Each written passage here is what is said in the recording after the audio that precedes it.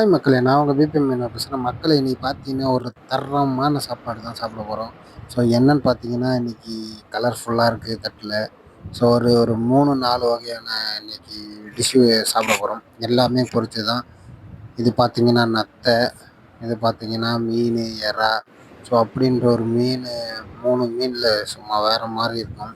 இப்போ கையில வச்சுருக்கிறது பார்த்தீங்கன்னா எறா. ஸோ இது வந்து பொரிச்சு அத சாப்பிட பார்த்து வார்த்தையே இல்ல. சும்மா வேற மாரி இருக்கும்.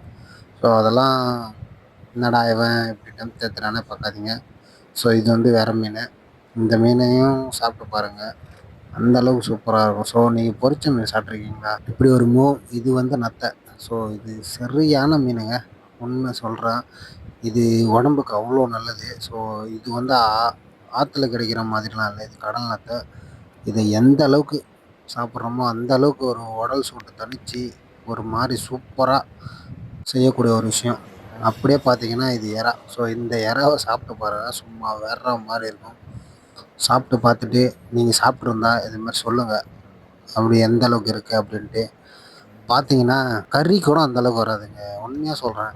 ஒரு பொரிச்ச மீன் அதை ஃப்ரெஷ்ஷாக எடுத்து பொரிச்ச எறா எப்போ எதாக இருந்தாலும் ஃப்ரெஷ்ஷாக சாப்பிட்டு பாருங்கள். அந்த ஃப்ரெஷ்ஷாக சாப்பிட்றதுல இருக்கிற தனி டேஸ்ட்டே வேறு மாதிரி தான் இருக்கும். ஸோ அது கூட இந்த மாதிரி ஒரு 3 வகையான டிஷ்ஷு.